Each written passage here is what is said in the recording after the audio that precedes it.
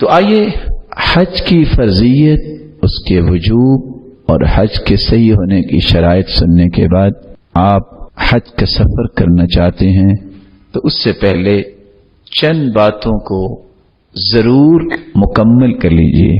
نیت کیجئے کہ میں نے رب کو راضی کرنے جانا ہے۔ دوسری بات، کسی پہ آپ نے ظلم کیا ہے اس سے معافی طلب کیجئے۔ حقوق العباد اور حقوق اللہ دو الگ چیزیں ہیں۔ جب تک ظلم کیا ہوا آپ واپس نہیں کرتے آپ کی توبہ قبول نہیں ہوگی۔ تیسری بات، والدین کی نعمت ہے تو ان سے دعائیں لیجیے، ان کو راضی کیجیے کہ میں اس عبادت کے لیے جانا چاہتا ہوں۔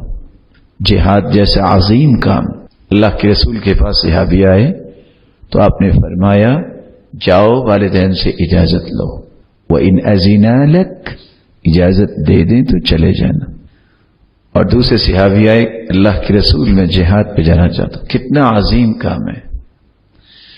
آپ صلی اللہ علیہ وسلم نے پوچھا احی والداک، والدین زندہ ہیں؟ کہا ماں زندہ ہے۔ فرمایا فبرھا، اس کے ساتھ نیکی کرو، فسم الجنت، تمہیں جنت وہاں ہی مل جائے گی۔ اس لیے والدین کو راضی کیجیے۔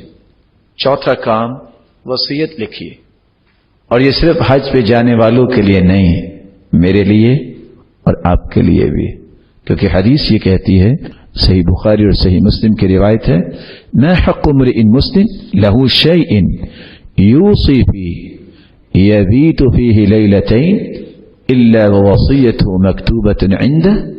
کسی بھی مسلمان کے پاس کوئی چیز ہے، وصیت کر سکتا ہے، تو زندگی کی 2 راتیں نہیں گزرنی چاہیے، اس کی وصیت لکھی ہونی چاہیے۔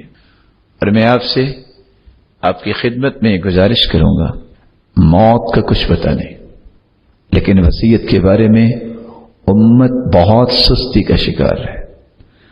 آپ کہہ سکتے ہیں کہ 100 میں سے 10 لوگ اپنی وصیت لکھ کے بیٹھے ہیں، ایسا نہیں ہوتا۔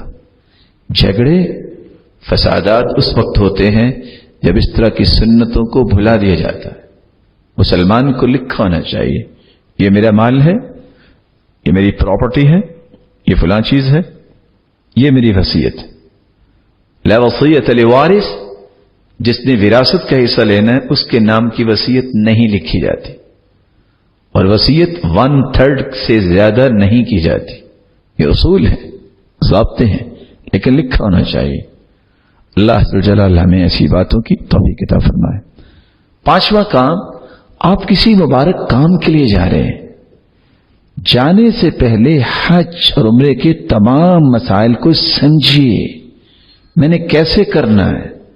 اور یاد رکھنا، صرف کتاب پڑھ لینے سے مسائل نہیں آتے، اس سے پوچھیے جس نے حج کیا ہوا ہے، جو عالم ہے۔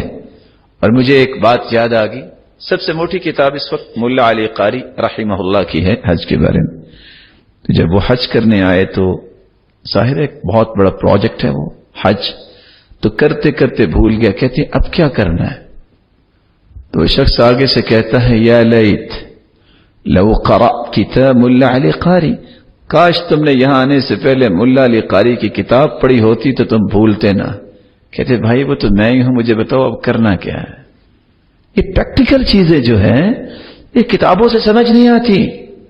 آپ کو چند چیزیں یاد تو ہو جائیں گی، لیکن حقائق کو جاننا کہ میں نے کس جگہ کیا کرنا ہے، ان مسائل کو یاد کیجئے، سمجھیے، اور اس کے ساتھ آپ کتاب بھی رکھ لیجئے۔ اگلی بات، آپ جاتے وقت اچھے ساتھی تلاش کیجئے، الرفقہ الطیبہ۔